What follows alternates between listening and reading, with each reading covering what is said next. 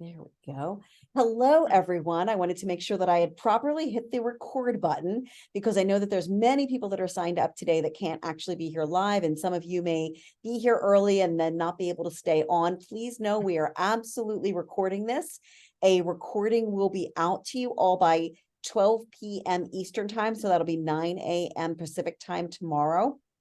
And the whole recording will be there. And also there will be some great, some extra little links for fun things that Vanessa will be sharing today.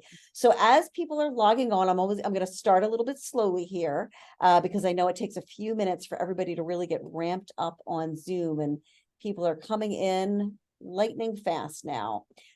So thank you all again. Thank you for joining us today. I am Beth Brodowski, and I am thrilled to be here with my good friend and colleague, Vanessa Chase Lokshin. She is the head honcho over at the Storytelling Nonprofit. Vanessa and I met sitting next to each other at a conference. How many years ago? A lot of years ago. I mean, One a long child time ago. ago, one husband Yeah. ago. To be fair, I feel like I've met all the best people in my life at That's conferences true. in the last Yes, decade. you really have done well with meeting good people at conferences. um, So we just, I mean, so you never know, people, when you go to a conference, talk to the people that are next to you, because you really never know what cool people that you might meet. And so Vanessa and I have known each other for years and years. For many years, for about 5 years, I ran a podcast called Driving Participation, which is still up there, out there on the podcast world. And Vanessa was my guest 3 times, and I kept having her back over and over again. I think when we first met, I was just getting ready to start the podcast, I think and so. I was talking to you about what you did, and I thought, oh, this storytelling thing, there might be something to that. I should have this girl on. And she is such a rock star and is just the pro in the world of nonprofit storytelling. You guys are going to absolutely love what she has to say today. So Vanessa, why don't you start off by introducing yourself, your business, Sure. your background, and how you came to love the idea of story as a communication vehicle. Yeah. What about several questions there? Yeah, that's a So big hi, everyone. complicated question. Yeah, right. How Yeah. did you Great. fall into this work? Start there. I mean, I feel like all of us like haphazardly, right? Yeah. Um, yeah. Well, hi, everyone. My name is Vanessa Chase Lokshin. As Beth mentioned, I run the Storytelling Nonprofit. I'm based over on the west coast of Canada. If any else you are in this neck of the woods, I'm on Vancouver Island. Yeah, I have been fundraising for like well over a decade now, which kind of boggles my mind. I fell into fundraising right after I graduated from university in 2010 and just never left.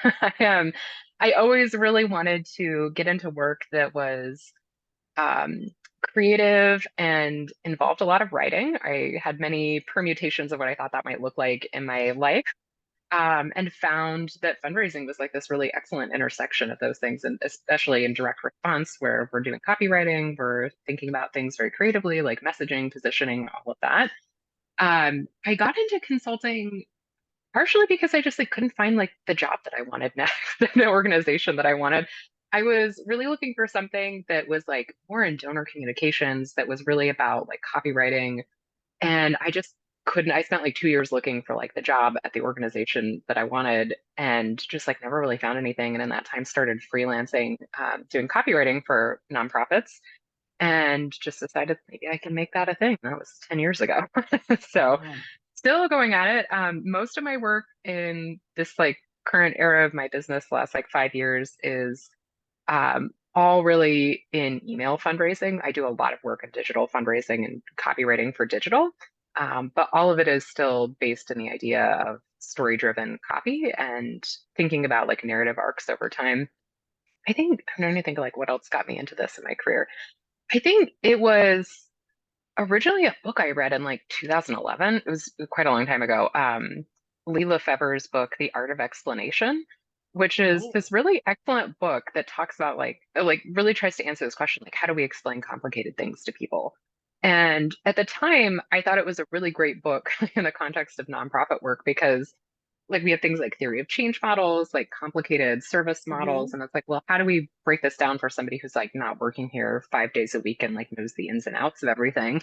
And he gave a lot of different like models for like how do we build like concise, clear explanations of things. But one of the things that he talked about was like using story as a means to explain things. And that was something that really resonated with me. And I think that kind of like started the initial ideas that I had around like how can we be more story driven in explaining what it is we do to people. So I think it would be a good idea if we actually define a story. So like, so people talk about this, we all talk about story in nonprofits, Yeah, but like what is a story that makes it different than plain old copywriting or even just message? good question. Yeah. My very basic definition of story is a series of facts told with details and emotions. That is Ooh, like the very basic thing I always come back to because like I think in any kind of copywriting, right? Like we can have a series of factual things. It's very easy to say like, here's this person, this happened to them, this happened to them, this happened to them. Now they're great and like we've helped them. Like the right. series of facts are there. Like whether it's a story or we're just talking about like the program itself. But what makes it, I think, like a story in kind of that like artistic creative sense is the details and emotions that come with it. Like if there's not Hmm. that emotional quality to it, it's very like one dimensional and it's just Right. like a statement of facts, I think. Hmm. So to me, that's like where kind of I go with thinking about Interesting. how do we make this more multidimensional and more engaging for people? Like, what is the quality that's like missing there? And what are like the little things that you pick up on in talking with somebody that like make them like make their humanness really shine through, like Right. make that level of humanity come through in the story? And how can we like pull those things like strategically? Like, I Hmm. think obviously there's like the other end of the spectrum where you like dump every little thing into the story and it just becomes like this very long essay about somebody. It's Um, so but true. it's this, I think it's kind of this art of being like sifting through the things and being like, well, what are like the handful of details and emotions that need to like come into this final product that we're working on? How do we kind of like distill this down into something that's still meaningful and compelling and has these elements of detail and emotion, but is not like 2,000 words of Right. a direct mail piece? Exactly. It's funny. One of my favorite like explanations of it, I'm a big fan of The Moth, which for any of you Oh, guys yeah. that are listening, the Moth Story Hour is a phenomenal study on story. In lots of places in the country, they have in-person live storytelling, and people, Yeah. literally anybody that comes can put their name into a hat. They get picked out randomly, and you get to go up on stage and tell a story. And one of the first things they say at every single Moth event is a story has a beginning, a middle, and an end. It is not your stand-up comedy routine, Yeah. right? The Moth, yes, Bill, the Moth is, I mean, it is fun. They're wonderful. I mean, if you need a date night, totally go to the Moth. So much fun. But it's also like go as a professional, go to study what's happening. I like to sit and listen and be like, that is not a story. Like what Vanessa, like what you were just saying, like you just gave us a string of facts in the order at which it happened. And it can sometimes feel like, if you ever had a friend like retell you their dream, right? It's like you want to shoot, it's very, very painful. Yes, definitely. Well, check out The Moth. It's fantastic. So these stories are different. The other thing that's interesting, I think, about a story is that there's typically a hero. Like there's a character in Sure. the Yeah. story a lot of times. And the character might be a person, or it could be like a tree or the environment or whatever. So like when you're using stories to communicate, what do you think stories just do an exponentially better job at doing for a nonprofit than other types of communication? Because they're not the only type of writing Yeah. that is valuable. But like Sure. when you're choosing what to do, like why, like when do you use a story because it's going to be gold? I feel like I use a story when Like you're going to say when I think always. it's going to be gold because I see it and I'm like, this is great. I need to talk about that. But I feel like that's a very unhelpful answer. Oh, I'm going to ask that I question think, too. yeah, I think the thing that I often think about with fundraising, and this is like, I feel like a level up from like thinking about story specifically in fundraising, right? Like we always need to have stakes. Like there's something at stake that like there's, a need to like fund a program, a need to like solve a community problem. Like there is something at stake here that we want people to understand the urgency of. And sometimes there's like a common villain, maybe. Like, I Hmm. think in advocacy, that's like a very common tactic. And like those things, there are like story-esque elements in like how we can fundraise, I think. And so that's something I often think about. But I think the thing that story does that like just writing out a series of facts or just like writing copy is I think it can illustrate the stakes and the urgency of something much Hmm. more effectively than just stating it. Um, but I think that that's like sometimes a fine line, right? Like you want to be able to like tell people things articulately and not make Right. them read between the lines. And that's like the thing that I often think about when I edit or like when Matt and I edit together is like where are we making people try to connect the dots too much? Hmm. Like the thing that my husband and my writing partner taught me years ago was the minute that you make people start thinking is the minute you've lost them Oh in the my God, copy. that's brilliant. I love And it. Because and it's so so when true. Like I you've got to move yeah, them like to that emotional side of the brain to yeah, get them to take action. for sure. Yeah. And so when I read what I write and like especially like early drafts, like I often will be a very like cerebral subtle writer. Like Matt will say to me like you like this is not obvious enough. Like Hmm. what is the bolder version of this that you could say that would like be a little bit more in someone's face and like just make this thing more obvious than you're making it now.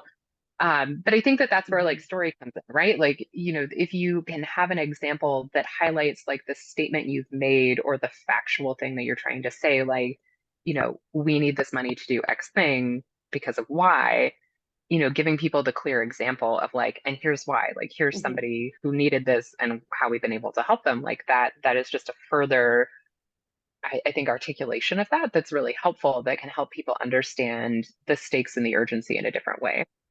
Because some people will read that copy, like the non-story copy, and be like, "Oh, great! Like I'll donate to this right away." Like, and to me, like that's a part of fundraising appeals, but I feel like we always have to appeal to people intellectually and emotionally, and like Hmm. figuring out ways to like bring those things together is like part of, I think, like the art of fundraising copywriting. It's like Right. you bring them together and hopefully you've like brought everybody along, as many people as you can by the end of Hmm. like an email or a direct mail piece to get them over to the donation page. Yeah. So I just want to also tell everybody I'm watching the chat, and thank you guys for responding to each other and putting links in. It's very, very helpful. If you have questions, I have a whole bunch of questions for Vanessa, but if you have questions, please pop them into the chat. I have it up, and I can actually open up the maybe I can open up the Q&A if I can find it along here. But I have the chat open. So if you have a question, I am watching it and I will put your questions out to Vanessa. We have one write-in point that I'm going to also bring up too, but I'm watching. So something else that you said just a minute ago, Vanessa, is you like to you see something, you're looking for the gold and you go, oh, I got it. So do you think good stories are found or are they made? Oh, a good question. I think it's a bit of both, which might be not a like super satisfying answer for some of you. Mhm. To me, I feel like it starts with like the interview that you have. I feel like I talk to a lot of people who will sometimes like try to circumvent an interview process by like talking to another staff member or just working from somebody else's notes. I think sometimes that can work, but in my experience, like having the direct conversation with the person who wants to tell the story is so much more effective. Like you just Mhm. get that information in a different way. Like I think about like one of my clients right now, BC Women's Health Foundation. I interviewed their board chair a couple weeks ago about her decision to leave a legacy gift as part of some legacy giving marketing material we're working on.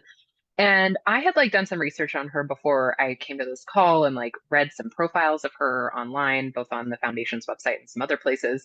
And I was like, well, like there's information out here about her, about like why she's a philanthropist, why she's involved with the hospital, all of these things.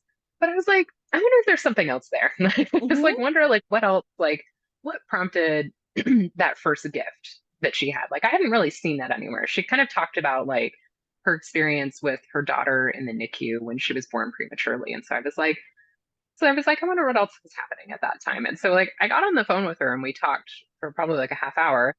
And it turned out that it was like so much more than her daughter's experience in the NICU. Hmm. It was actually an experience she had meeting another family in the NICU at the time who couldn't, like, the parents lived outside of Vancouver and they had an older child. They couldn't both be together at the same time. So the husband and the son were like hours away on their own. The mother was like by herself at the hospital with the baby.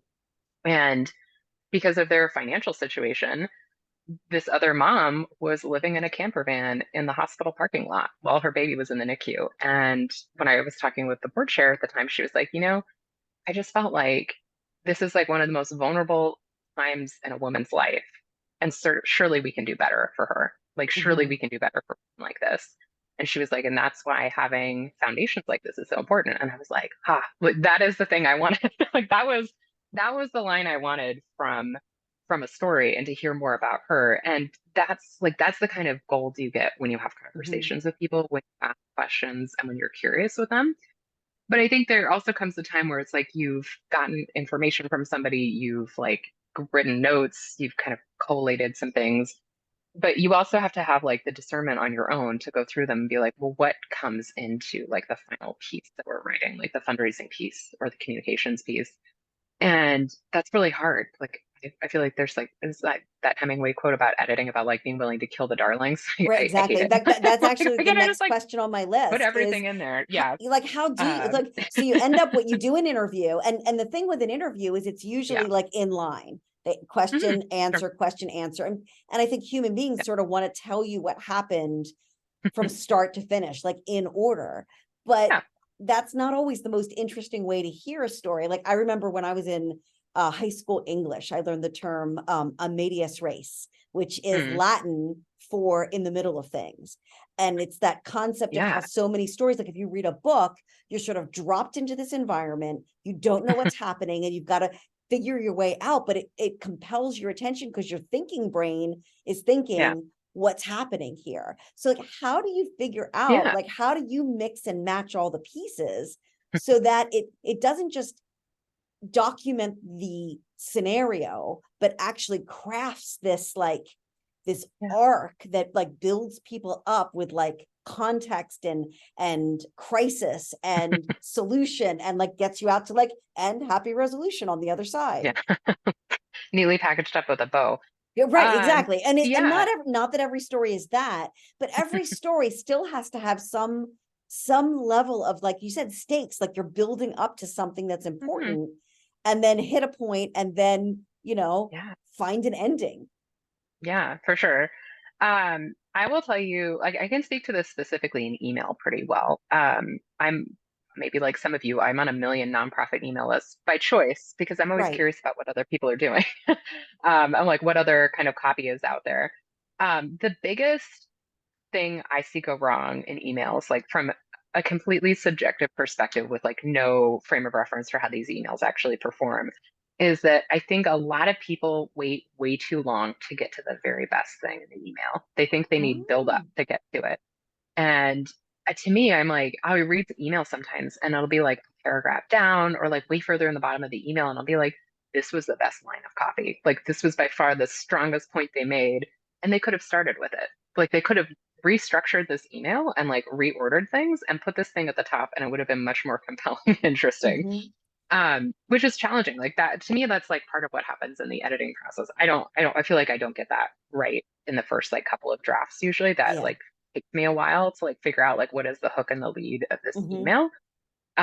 If any of you struggle with that though, I would say M&R put out a really great resource a couple months ago, called like 22 leads for emails, like ideas to help you think about like how do you get into the action and into the email more quickly, Mhm. which are really great. So like I found that very helpful. There are a lot of ones that I use. To me, like that, like thinking about like I always think about like what is it that we can tell people that will give them some context and kind of set some stakes right away and tell them like what we're going to tell them about very quickly, and then we can get into like an explanation of it. Okay. Um, and I think that to me, like that's where we can pull something from the middle of a story, or we can pull context from the situation that feels urgent and gets people into something. Like I think like the best example I can think of offhand, like I'm working on year-end fundraising emails for the YMCA of Greater Toronto right now, and they're doing a campaign around youth who are experiencing homelessness in their homeless shelters and programs at the Y.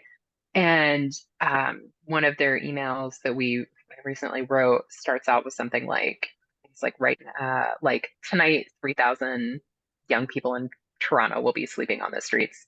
or like 3,000 young people in Toronto won't have a place to sleep tonight, and many of them will risk sleeping in the cold.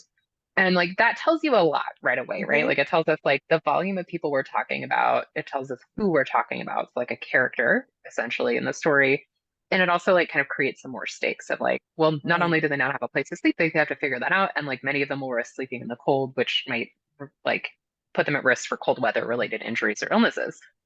And I think like sometimes like finding bits of context like that is helpful because it gets you into the situation very quickly. Like Yeah.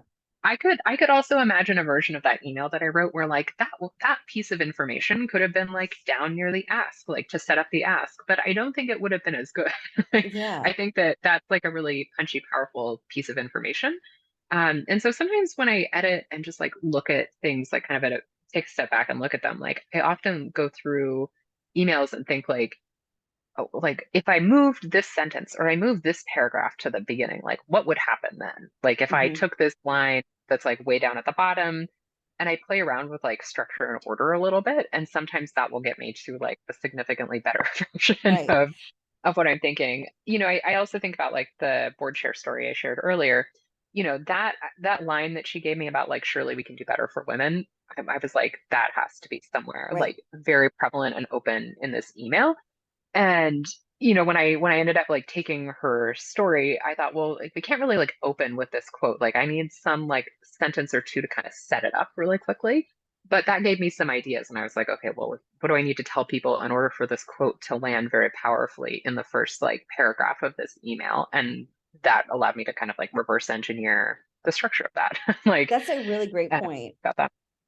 So Mhm. Helen is asking, like on the lines of what you're talking about right now, how do you come up with the subject line, i.e., the title of the story? So sometimes the Sure. subject line and the title are the same thing, but not always. So you're talking about finding these little gems throughout the story, but like, how do you know what's going to get somebody to click and not delete? I mean, I never do for sure. Right, of course. Yeah. But Um, like I would say like, obviously that's m- your goal because you're doing a lot of story writing in email these days yeah, and you've been yeah, incredibly successful with getting people to click and then move all the way through a story to take action. So like do you sure, have yeah. any sort of thoughts on the things that seem to help encourage that? Yeah, I mean, I feel like the general subject line writing advice I give people is be just vague enough to be interesting. Like, if Mm, you are too explicit about what's going on in this email, like people will know what's up. But also, if you're too vague and you're disingenuous, people are going to open it, be annoyed, unsubscribe, right. or Yeah. worse, like report you as spam, which like you don't want to do. So it's kind of this like fine dance between like we need to give people something, but like not everything. Like I think the best subject line I've written in the last couple of years, and this is like a year and a half ago, was for Variety BC, who just work with children who have special needs, and Hmm. we wrote a Giving Tuesday campaign talking about just like the astronomical costs of caring for a child who has additional needs and that many Hmm. parents just like can't keep up with the costs. And the subject line we used was parents can't keep up with these costs. It was so effective.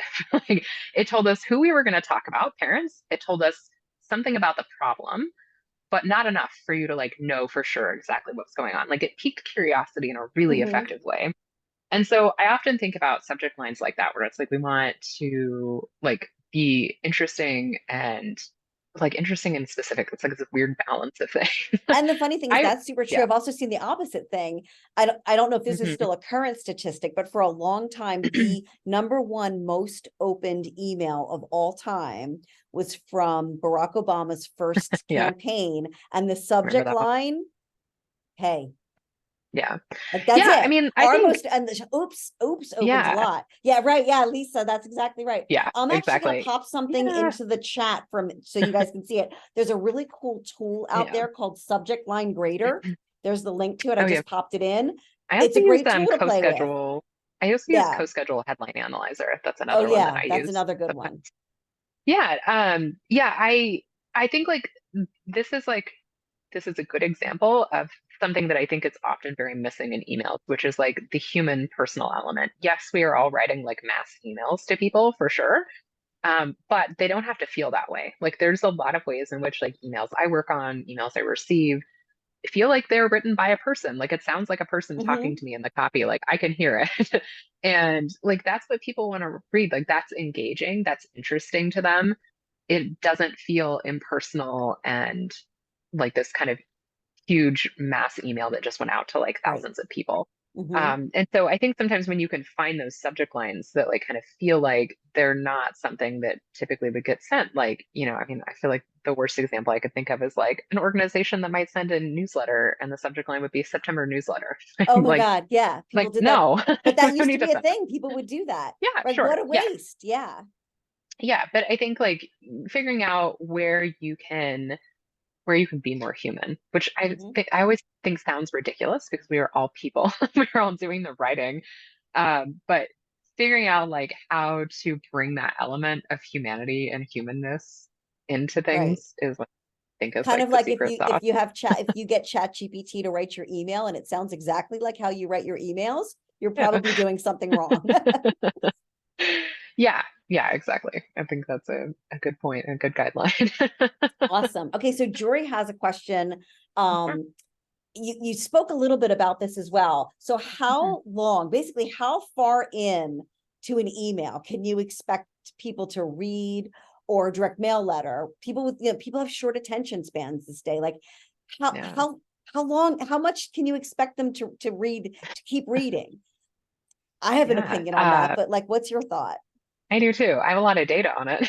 Oh, I'm about share to go your like head to data. head with a client on I this only too. have opinions. You share your data. Yeah, I mean, I'd have to like find the exact numbers, but so if any of you have like been on an email writing webinar with me before, and I've done some with Network for Good, I have a style of email writing that I often use, but I have like variations on it that I work with. So I often write in like a to ask email, so it'll be about 150 words, a first ask, then another like I would say like 150 to 200 words, and a second ask.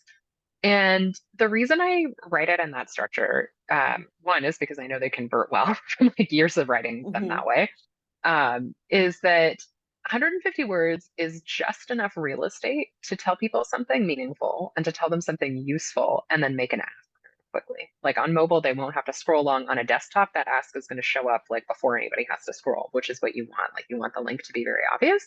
Hmm. But the second part of that email, I always tell people, I think about the second ask in the email as being the area where we're trying to convince the unconvinced. Like if people kept reading, Ooh, I they like clearly that. were interesting, but they were interested in something, but they were like not sold on it. So that's where I'm like, okay, what else can I tell people? Where can I extrapolate what I said in the first part that's still on message, but adds to like the argument that I'm making for Mhm. giving and then giving them a second link.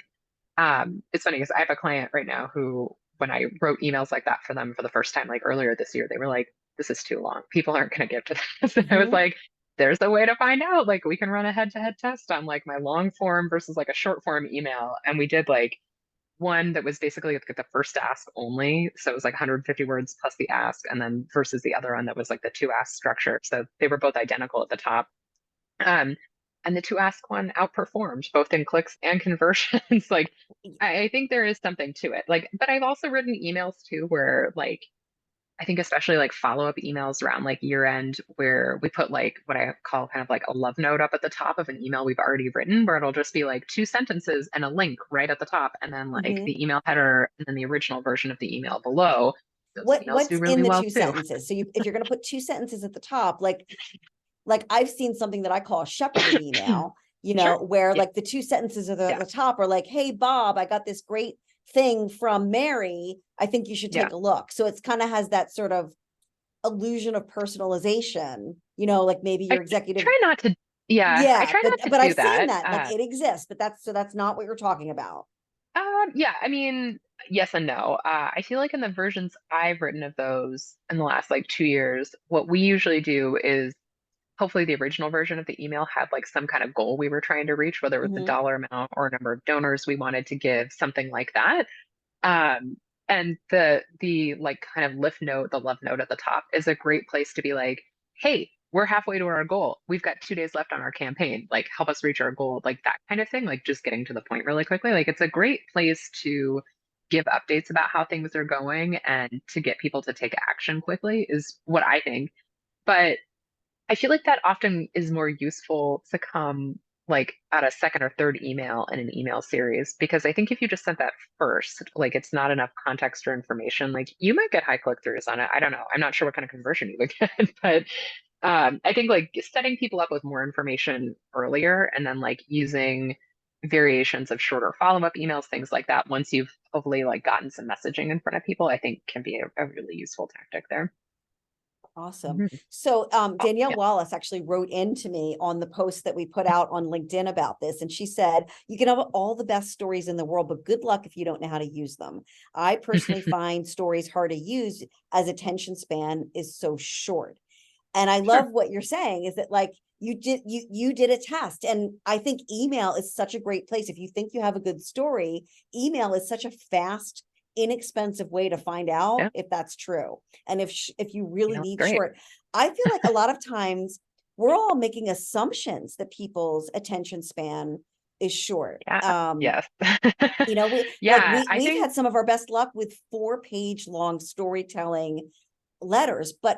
but the reason we have such good luck with them is that the step before writing a story is something you said earlier, like knowing who you're writing to. If you don't know your audience Yeah. and what motivates them, what gets them excited. I was going to say the word trigger, but that word means something different these days. Yeah. Um, you know, Yeah. I think I always think about like too in my writing. I want to come back to like the data piece, but mhm, like I always think about like what is like is there a statement of principles or a statement a statement of facts like that unobjectively like most people are going to agree with us on? Like what can we say that's going to get people's buy-in very quickly about this? And sometimes that's easy to find. Like sometimes you might have like a moral standpoint that like relates into your work that people ideologically will agree with for one reason or another. And it's easy to bring that in and weave that in, and people will be like, oh yeah, that's me. Like, and that's like what you want. You want people mhm, agreeing and being like, oh yeah, like I agree that we should be ending homelessness, or I agree we should be doing this specific thing to be ending homelessness, whatever it is. Like I think that, or I think about like years ago, I worked with a rape crisis center in Vancouver, and one of our statements of like principle was that at the time they needed more money to have more counselors in house. They had a 9-month waiting list for private counseling, and ooh, our statement of yeah, fact was 9 months is too long to wait for counseling after you've been sexually assaulted. Like that was just like a thing that we said that we were mhm, like, people are going to agree with this. right. And that was like what we wanted people And if being they like, oh don't yeah, agree that's with that, too then they're long. never going to give to you anyway, right? Yeah, but like being able to find things like that in your cause or in the current like environment of your cause is really useful, because that's like what gets people being like, oh yeah, we should solve this problem. I can donate money to it. Like Right. that's the thing you want.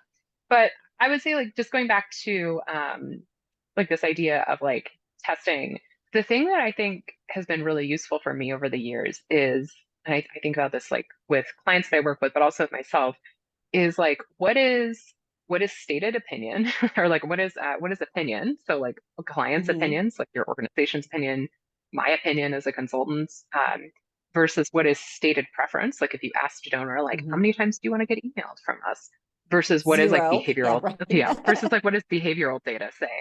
And I think like parsing all of those out is so helpful. Like, because sometimes I think for me, like I even fall into the camp of being like, well, this is like my opinion, like what I see work, but I'm like, well, is it still working? Like questioning that Mhm. and like being curious about my own opinion and like what level at which that's like driving decision making is always very helpful to just kind of be curious about. And I think especially the like stated preference versus behavior is a really important one, because I think that sometimes opinions in house will say like, oh, we should only email once, or we should only do this thing, do it this way, we should be fundraising this way. And it's like, well, like what does data tell us about Mhm. people? Like when we have emailed them multiple times, like what has happened? When we've run campaigns several times a year, like what has happened? Like how people were actually responded to that. And like looking at it that way, I think gets us out of this place of being like, we should be doing it this way because we think we should, versus like, what are donors actually doing when we give them something to respond Yeah. to? And that I So, think that is so helpful for all of us that are doing development communications, marketing communications, because I hate to say it, but it's one of those things that every person in your organization thinks they can do and have an opinion on. Um, and like, we should be doing, like, how many people walk into your office every day and say, you should? And because they think that, they saw somebody be successful on TikTok, therefore we should be doing a TikTok, you know? And so having those like tracking stuff and data can really be helpful. So I'm going to jump over to a question from Clayton, who hilariously asks, I will be the inevitable guy in 2023 to ask the AI question. Sure. So, you know, AI is bubbling up, and especially with things like ChatGPT and Bard and Claude, it's bubbling a lot up into, can I get the machines to write stuff for us? Thoughts? I don't know. I will tell you that that's funny. That's funny, Bill. That's great. I love it. Yeah, that's good. I will tell you that a couple months ago, I gave ChatGPT the same brief and prompt I had for writing an email and asked it to like write the fundraising email. I was very unhappy with the email. It was not a good email. It sounded extremely generic. And like some of that might be like my ability to like prompt it and give it like the right instructions. But I just, I think there's a way in which, like, sure, perhaps machine learning will continue to evolve and maybe be better than some copywriter like myself. But I think that, like, there's real limitations to its knowledge and its ability to write in a way that sounds human. Like, that's one thing that I 100%. think And is yeah, complicated. I think that, like, is it good for idea generation? Sure. I have yeah. definitely thought about using it for things like subject line ideas. Like I feel like I asked Chat GPT once, like a month ago, for some subject line ideas for an email, but like they were not good. I ended up And creating we a do that variation too. of one, but I was like, I don't like, none of these are good. No, but that None of can be these a will good perform start. well. Like Helen was asking earlier about Yeah, like how do you get started with headlines? Like we will often take like sure. we'll write an email, and then we'll take that whole email, put that into ChatGPT and have it suggest headlines. And like we've never taken one and said that's perfect, but it's like, oh, this is No. interesting. Let me spin that or play that. It can be really helpful. And Clayton, I just taught a Yeah. class 2 weeks ago, I think, on prompt engineering. And it should be up there in live, in our on-demand section of Nonprofit Toolkit, if that's something that anybody is interested in hearing more about, because I talked all about, you know, how are people using these tools today, you know, what's good about them. And they're not great yet, shall we say, at things that humans are great at, but they are really great for like finding research and pulling data. You have to check everything, because the important thing to know about the state of AI today is all they really are super, super fancy autocompletes. So the goal of ChatGPT is to put a word behind the next word that will sound perfectly normal to a human ear. They're not actually out there researching, they're cobbling together data based on predictive analysis. And so that's something that we all have to remember. And the other thing we have to remember when using AI is, at the current moment, if you have AI write something for you, it is uncopyrightable. So like a machine cannot own a copyright in America. In Japan, they have different opinions about it, but if you're creating content, so be very careful if you're putting things into AI to generate copy that might be proprietary, because all of your proprietary stuff that you put into AI then becomes part of the language learning model that it's using to generate content. So it's coming along, but it's not there yet. So yeah, and Megan, if you could that class and put that in there, that would be great. So, okay, so wait, I had another question in here. I'm just making sure I'm not flying past something.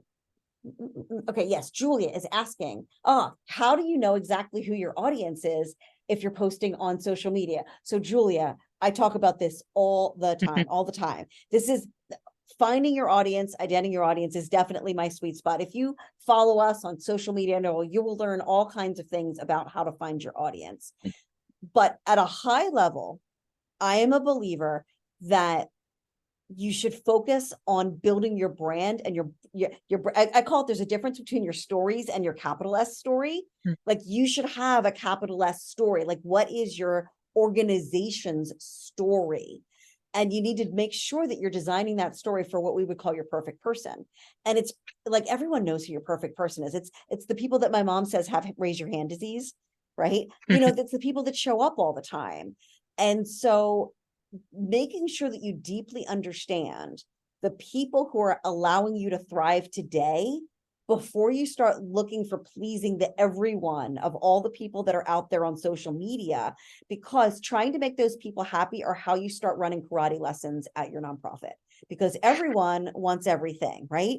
And if you don't take the time to figure out who is in the center of your circle, who, if you do not capture them and engage them and motivate them with your stories, you might miss that $100,000 gift because you're out there trying to find the next generation's $10 gift.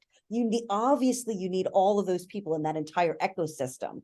But when you start from the outside in, you can break the in. But if you start from the inside out, you have the opportunity to have a cohesive message that works for everyone. And then you attract more people in that are just like the people that already love you. That's my theory. Just Vanessa, do you have any other opinion on audience? Yeah, I mean, I feel like what you described sounds very much like what we talk about in fundraising, like the concentric circles of influence, right? Mm-hmm. Where, like, which I think is useful, like as more like grassroots fundraising models, but like or like peer-to-peer fundraising models, where it's like the people closest to you, like in friendship relationship, are the people most likely to donate to you. And like the further you go out of like acquaintances, neighbors, people you don't know very well, like people who you're social media friends with, Mm-hmm. the less likely they are to be donating to you. Mm-hmm. Um, and yeah, I think there's like the concentric circles of influence with like audiences too, right? And with donor files, where it's like there are people who are in the inner circle for a reason, or for whatever reason, and like finding the common thread of that is part of the job of like Mm-hmm. understanding what links all these people, what motivates them.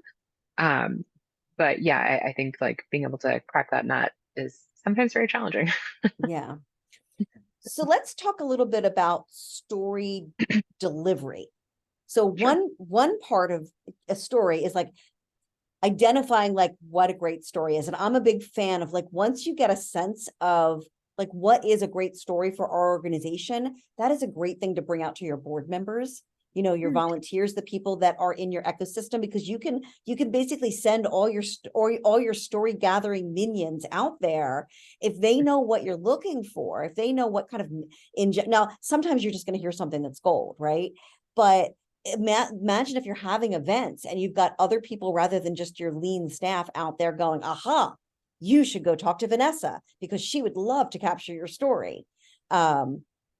So that's super, super helpful, but you got to kind of know what you're looking for. So once you know this is what makes a great story, how are people using stories? Like obviously you can use a story in an annual report or an annual appeal, but is print the only way? Like what are some other ways that people are deploying the concept of story in nonprofits that's really working?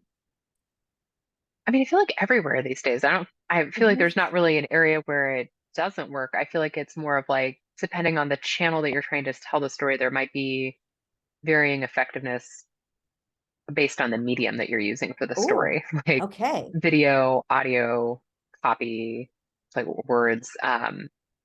Photos, things like that. I don't know. That's my Okay. sense. Like, Hmm. yeah, I mean, I think that that's probably more of a determining factor of like what will make it effective and like land. Like, I mean, I feel like doing a non-video story on social media is probably not going to get you very far these days, right? Like, Right. that's my general sense. I don't do as much social work with clients. Exactly. And Um, I find it sometimes really interesting, you know, like if mhm, like I mean I followed like Elizabeth Gilbert on Instagram, and sure. everybody at the time when everyone was like Instagram is for pictures.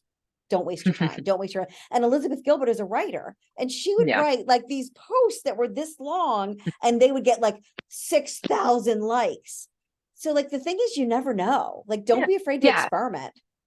I don't think you ever know for sure. And I also think that some of that, like, I feel like some of that like flash in the pan magic that happens is dependent on you having something interesting to say that people are interested in. Like, can you Yes. have something that's like compelling and interesting enough that people are going to come to you for and want to stick around for in the medium you want to tell it in? Hmm. And that's like, I feel like that's such an elusive moving target, which I is often like say that why I we personally miss don't like working on social.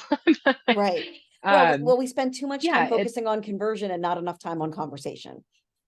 Yeah, I think that's very true. Yeah, that idea of like the conversational piece of it for sure. Um, I think like I think about like my work in email, words are still essential. That Hmm. has like not really changed. Who knows? I think we play around with like the ideas of like if we put a still like write a 25-word email with a still of a video and we put the video on the top of the landing page with a donation form beneath it, like what kind of engagement does that get versus like an email that's like only words and not as much graphic? Like Hmm. those are the kinds of questions like I'm often curious about. Because I think you just like never know until you try start doing these Right. things and measure the results and see like what's working and what's not. So some of it is just like a willingness to be curious and to just like try things out and be willing Absolutely. to do things that are absolutely going to bomb. I have had those. I have them for a year. Like And I in general, expect like it's them. Like hard. I, It can be, yeah, right. yeah. I Just mean, maybe I don't feel do like that in your letter anticipating. that you only have the money to send one of. Sure. Yeah. Yeah. I think being strategic with like when you want to test things, like, I would personally not test things on Giving Tuesday or December 31st because I Hmm. know that those are easy days to get money from people. Like the lots of people are ready to give. Like that is a day where I want to use something tried and true. I love it. Um, I love that's you really know, good advice. like, Yeah. that's like not a day where I'm going to be super experimental with something I'm doing. But there are 363 other days of the year that are probably great days of the year for me to be Hmm. testing and doing Absolutely. other things. And yeah, I think being curious, I think like for me personally, some of that work and willingness is about like willing the willingness for it to be messy and the willingness for things to not go perfectly. Hmm. And that's like more my own personal thing in the work than like it Yeah. is like the work itself. But I think being willing to like let go of like the need for things to deliver at a certain level and Right. be like, well, we all agreed this is an experiment. We'll see how it goes. like, It's funny you like should say leaning that. into We were that is working for very years with a helpful. client that when we did some analysis on the website, I mean, they're spending a ton of money on advertising, digital advertising, Yeah. and we invested in all this planning and tracking to like see which of the digital ads Hmm. was actually converting, and almost none of them were. However, when we did SEO, like sort of work and analysis, Google Analytics work on the website, Yeah. like 75% of the actions on the website that led to a conversion were untrackable. Like we're just people that came Mm, into the website. So the question yeah. is does like you could look at that and say, oh, the ads aren't working. Or you Mm, could look at it and say, wow, the ads are really working because it's driving all of this direct traffic into the website. You don't always know. And it's really easy to just make assumptions. Something else I wanted to mention, because yeah. as you're talking Mhm. about, we're talking about like what format stories should be in. And, in the last, I don't even know how long, for years now, we've been in like the era of the video, like video is king. And Yeah, sure. everyone's telling everyone that you have to be on video. And video is a great, amazing way to tell a compelling story. But as I've been doing more research into AI, as Clayton was asking, the thing we have to remember is that AI is being trained on words. Like Mm, AI is consuming and eating words. And a lot of the like kind of marketing, forward thinking marketing thinkers in AI are saying, if you don't have words, like actual words on websites out there for AI to consume, as AI starts to evolve into search world, mhm, you're going to become invisible in search. So mhm. AI can't read a video Yeah, yet. So it's yeah, interesting to think that like we're constantly having to, I think, reinvent and rethink what is the format that's going to get us what we ultimately need. yeah. I So, don't know. I have so many thoughts and opinions on this. I think I feel like in my like 10 years of digital fundraising, I feel like there's so rarely things that are true for every single email list that I work on. Like mhm. behavior is always different. People are unpredictable is like the two things that are constant and that are true. Like, Yeah. but like one type of email or one type of approach like doesn't always translate to another. Like, and Mhm. I think like video might work well for one list and not for another. Like I have a client who we worked with them for about 15 months. We raised like $1.2 million on their email list. We never sent a video in an email ever.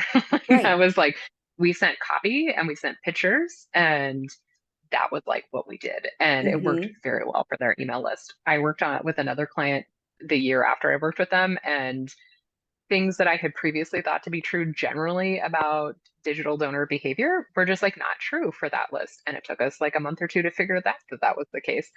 But I think I think to me, like the thing that helps me be, I think, more successful in my work is like just assuming nothing is true anymore I about love it. anything. That's Like saying brilliant. like I don't know anything, like assuming that I don't know anything about the donor file, about the email list, what I know to be true about email sometimes.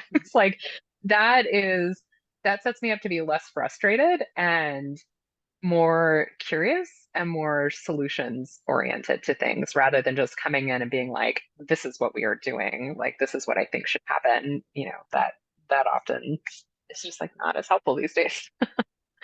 Okay, so we are coming around to the end here. So I want to add, I think I'm going to ask you one last question from Sure. Tony.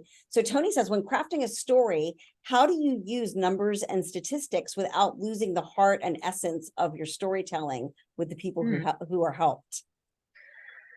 Yeah. I feel like I'll go back to an example I shared earlier from the YMCA of Greater Toronto, where we talked about like that first line of like 3,000 youth don't have a place to sleep tonight. Like that's a big number. Like it's kind of a like arresting number, which is what we want it to be in fundraising. We want Mm-hmm. people to be like, oh, like how is that possible? Like that's kind of the reaction you want people to be having a little bit. To me though, like you need that number, but you also need a face to that number. And that's like where the story comes in. And it's like, if you can pick strategically one or two data points that you're like, these will make an impact. This is the thing people need to know about the scope of the problem, the scope of what we're talking about, and then give them like one example, one face, and one name to put to that. To me, I think that Mm. that's a really useful way of thinking about it. That's interesting. I like that because I mean, I've heard, Yeah. and we often work on the principle of the fact that like big giant numbers, like lots of zeros, aren't often the kind of thing that people can wrap their head around. And somebody might see a problem like 3,000 youth and think that's so big, I don't even know if I can make a difference here.